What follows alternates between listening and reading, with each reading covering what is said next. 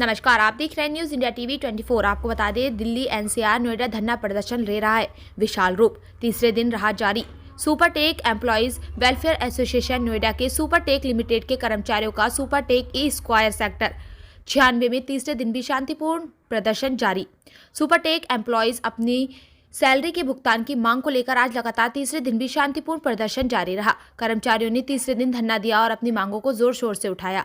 प्रदर्शन के दौरान सुपरटेक के कर्मचारियों ने हितेश गोयल के विरोध में आवाज उठाई और अपने पिछले 6 माह से वेतन की मांग की। उन्होंने आरपी हितेश गोयल के खिलाफ विरोध प्रदर्शन करते हुए अपनी तनख्वाह की मांग की। कर्मचारियों ने बताया कि उनके घर का किराया, स्कूल फीस, कुछ गंभीर बीमारियों के उपचार से पैसों की तंगी और घर के राशन तक की समस्याओं से सामना करना पड़ा है। इसके बाद भी कर्मचारी रोज समय से ऑफिस आ रहे हैं और अपने दैनिक कार्यों को कर रहे हैं। 6 लड़के थे। सैलरी के कारण उनकी सैलरी 15,000 से भी बिलो है। वो 15,000 की सैलरी आज 3 महीने से नहीं मिल पाया उनको। यहाँ तक एक गुंजाइश हो गई कि कमरे में ताला लगा दिया गया किराए वाले ने। कमरे उनके जो रोजमर्रा के सामान थे, बर्तन थे, कपड़े थे, वो भी बंद हो गए। लास्ट में हम लोग को जो है चंदा बेरी करके उनको दिए और वो घर चले गए। उनका अपना भी रोजमर्रा का सामान चला गया। हितेश गोयल होश में आओ, होश में आओ, होश में आओ, हितेश गोयल होश में आओ, होश में आओ, होश में आओ। हमें हमारा पैसा दिलाओ, पैसा दिलाओ, पैसा दिलाओ, हमें हमारा पैसा दिलाओ, पैसा दिलाओ, पैसा दिलाओ। हितेश गोयल होश में आओ, होश में आओ, होश में आओ, सरकार अब तो होश में आओ, होश में आओ, होश में आओ, हितेश गोयल होश में आओ, होश में आओ, होश में आओ। हितेश गोयल चोर है, चोर है, चोर है, हितेश गोयल बेईमान है, बेईमान है, बेईमान है, सुपरटेक चोर है, चोर है, चोर है। हितेश गोयल होश में आओ, होश में आओ, होश में जी मैडम, नाम बताएं अपना। हिमांशु यादव नाम है मेरा। अच्छा, आपकी अपनी डेजिग्नेशन और मैं सुपरटेक एम्प्लॉय वेलफेयर एसोसिएशन की जनरल सेक्रेटरी के तौर पे यहाँ पे सबका रिप्रेजेंटेशन कर रही हूँ। अच्छा, सैलरी के लिए समस्या आ रही है, आप इसके बारे में क्या बताना चाहते क्योंकि हैं? सैलरी के लिए तो यहाँ 5 से 6 महीने की सबकी सैलरी डिले चल रही है और जूनियर एम्प्लॉय हो चाहे सीनियर एम्प्लॉय हो, अपने खर्चे निकालता है वेतन के तौर पर। अगर तनख्वाह नहीं आएगी, वो घर का किराया नहीं देगा, खाना पानी खर्चा, बच्चों की फीस, मेडिकल एक्सपेंस, इवन एक तो कैजुअलिटी भी हुई है लोगों के साथ बिकॉज वो ट्रीटमेंट नहीं करा पाए, जैसा अभी तिलंदर जी ने भी बताया। तो अगर सारे बेसिक खर्चे हमारे ऐसे रुकेंगे तो एम्प्लॉय काम कैसे करेगा? मेंटल पीस नहीं होगी। हरेसमेंट उसका अलग चल रहा है। उसके घर EMI वाले खड़े हैं। बैंक लोन की रिकवरी आज की डेट में पता है कैसे होती है? बीइंग अ फीमेल मेरी EMI बाउंस हो रही है 3 महीने से। मेरे घर पर रिकवरी वाले पर्सन खड़े होते हैं आगे, मैं क्या जवाब दूँ? और फिर मॉर्निंग में आके यहाँ काम करूँ 9 to 6, मेरे लिए तो पॉसिबल नहीं हो पाता। सैलरी मांगने जाओ तो उनके बाउंसर अंदर एंट्री के लिए मना करते हैं। अरे ऑफिस तो हमारा भी था, तो एम्प्लॉयज़ के लिए क्या हम अपनी बात नहीं कह सकते, बात नहीं रख सकते क्या? लेकिन वो उस चीज़ के लिए भी अलाउ नहीं करते। हमसे मिलना पसंद नहीं करेंगे, जवाब देना नहीं पसंद करते। हमें डेडलाइन तो दे कि सैलरी इस डेट तक आएगी और 20% सैलरी में यहाँ किसी का गुजारा नहीं होने वाला, चाहे वो कम। टोटल एम्प्लॉयज की बात की जाए तो कितने एम्प्लॉयज हैं? 300 से 400 एम्प्लॉय हैं पूरे सुपरटेक तो लिमिटेड। क्या सबके साथ समस्या यही है? सबके साथ सेम समस्या है। कितने टाइम से समस्या है? ये 5 से 6 महीने का ट्रेन्योर है, जिसमें कुछ उससे भी ज्यादा है, 3 महीने तो पहले ही कुछ उससे भी ज्यादा ट्रेन्योर के भी लोग हैं जिनकी मई की भी सैलरी नहीं आई है। तो उनके लिए भी यही चीज़ है कि खर्चे तो सभी के हैं और कोई सिंगल पर्सन अगर अर्निंग है घर में तो वो कैसे घर चलाएगा अपना? ठीक है। तो हमारी गुहार यही है कि हमें जल्दी से जल्दी पूरी सैलरी हमारी जनवरी मंथ तक की वापस दी जाए। ठीक है मैडम, थैंक यू।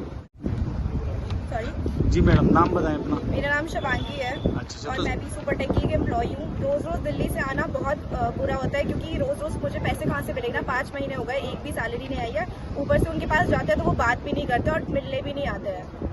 तो ये सैलरी की समस्या कब से आ रही है आपके साथ में? पूरे 5 महीने हो गए और उनको देख के लग भी नहीं रहा है कि वो पैसे देने भी वाले हैं। ये कितने एम्प्लॉयज के साथ में है? सारे एम्प्लॉय जितने भी खड़े हैं आप सबसे पूछ लीजिए, 300 से करीब ज्यादा है। तो आपका और क्या कहना है इसके बारे में? आप बाकियों से भी पूछो क्योंकि इन लोगों के पास सैलरी भी की बहुत कुछ बताने सैलरी की को है। वजह से डेली एक्सपेंसेस बियर करना मुश्किल हो रहा है, बैंक लोन बियर करना मुश्किल हो रहा है, बच्चों का स्कूल फी बियर करना मुश्किल हो रहा है, आने जाने का खर्चा कम्यूट एक्सपेंसेस वो खर्चा मुश्किल हो रहा है। तो और क्या कहना है? सैलरी तो और काम करवाओ अपना। उनका कहना है कि हम किस्तों में पैसे देंगे। क्या मेरा मकान मालिक किस्तों में मेरे से रेंट ले लेगा? या मेरे बैंक वाले जिनकी लोन की EMI है वो कहेंगे कि चलो हम तुम्हारी 21 और 5 में डिवाइड करते हैं। समझनी पड़ेंगी ये बातें कि बिजनेस पर्सन से काम नहीं चलेगा। सैलरी 20% आएगी तो मेरे हाथ में कितना आया। मेरा मकान मालिक का अगर जो रेंट है मान लीजिए 20,000 रेंट है, क्या वो मेरे से 20% 4,000 रुपये मान जाएगा? वो मुझे रहने देगा वहाँ? नहीं रहने देगा। उसके बाद खाना खर्चा कैसे चलेगा? हर लोग के ऊपर एक फैमिली डिपेंड है। सैलरी के अलावा और कोई समस्या है आपकी? सैलरी के अलावा कोई समस्या जी नहीं। जी, सैलरी के अलावा समस्या है। मैं जो है न्यूरो का टैबलेट लेता हूँ आज 15 साल से। 15 साल में मेरा कभी भी टैबलेट लेना मेडिसिन छूटा नहीं है। ये 5 महीने से मैं टैबलेट नहीं पा रहा हूँ। मेरा चक्कर 49 ट्रीटमेंट चलता है। बिना टैबलेट का मुझे नींद नहीं आती है। और ये सैलरी के चक्कर में हमारा ना वेतन, हमारा ना रेंट जा रहा है, ना बच्चे की फीस जा रही है, ना EMI जा रहा है। ये दिक्कतें हो गई कि अपॉइंटमेंट मैं न्यूरो का नहीं ले पा रहा हूँ, अपॉइंटमेंट नहीं जा रहा हूँ। 5 अपॉइंटमेंट मेरा फेल हो गया। सैलरी के लिए जाता हूँ, इतनी मिलने नहीं देते। उनका स्पॉन्सर ठेल के भगाता है। कल हम लोग को ठेल के भगाया गया, जबरदस्ती हम लोग अंदर गए। सैलरी के लिए इतना दिक्कत हो गई, मानसिक रूप से नींद नहीं आती रात में हम लोगों को। ऐसी दिक्कतें आ गई हम लोग को सैलरी की। नहीं अभी और बोर्ड 20% कह रहे हो, 20% में कैसे होगा? अभी स्कूल से बाहर निकाल दिया गया है।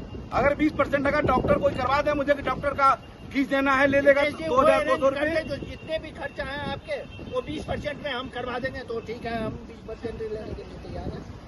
और इन्हें 9 घंटे की ड्यूटी भी चाहिए और 6 डेज वर्किंग भी चाहिए, लेकिन पैसे के नाम पर ही हमें कुछ नहीं देते। मेरा 3 महीने से रेंट नहीं किया हुआ है। मकान मालिक तो बोल दिया खाली बिल करने के। और मैं अपने घर में सिर्फ एक कमाने वाली पर्सन हूँ। मेरे फादर नहीं है। मुझे अपने घर का रेंट पे देना होता है, मुझे अपने घर वालों को भी देखना होता है। यहाँ तक मैं अपनी बेसिक चीजें हैं वो भी नहीं कर पा रही हूँ। लाइक मुझे अपनी एडमिशन फीस देनी होती है, अपनी फीस भी नहीं दे पा रही। मेरी क्लासेस भी रुक गई। कहते हैं शाम तक चाहिए, EOD चाहिए, शाम तक चाहिए, अभी दे दो, अर्जेंट है। काम के मामले में थोड़ा बहुत भी ये बियर नहीं करते कि आज ही चाहिए। हम लोग लेट नाइट बैठ के काम करते हैं, सब कुछ करते हैं, लेकिन सैलरी की बात आती है तो उसके बारे में बात नहीं करते हैं। कभी कहते हैं इधर जाओ, कभी कहते हैं 20% देंगे। 20% पे हमारी जो क्रेडिट कार्ड हुआ या इंस्टॉलमेंट हुआ उस पर इंटरेस्ट मेरा कंटिन्यू। ये 5 महीने से जो डिले है, क्या उस पर इंटरेस्ट देंगे हमें सैलरी का? नहीं देंगे। हमारी सैलरी दे दें यही बहुत है। उस पर इंटरेस्ट हमारा रेगुलर है। हमने कहीं से लोन उठाया, उस पर हमें आज की डेट में जो अनसिक्योर्ड लोन होता है वो 10% तक जाता है। हम वो क्लियर कर रहे हैं। तो हमें हमारी सैलरी की समस्या है, कल को जॉब की समस्या होगी, इसकी गारंटी भी नहीं देने को तैयार है। वो तैयारी तो कुछ करे, क्या करना है उसका फ्यूचर क्या है, आगे जॉब की गारंटी दे एम्प्लॉय को और सैलरी दे टाइम पे। सारे एम्प्लॉय काम करने के लिए तैयार है, सारे एम्प्लॉय काम पे आ रहे हैं और फिर भी दोनों में से कोई गारंटी नहीं देने के लिए तैयार। आज वो बात करने के लिए तैयार है। 5 महीने में पूछिए कि कितने एम्प्लॉय को उन्होंने फेस किया है? एक भी एम्प्लॉय को उन्होंने फेस किया है? किसी से एम्प्लॉय से बात करी है?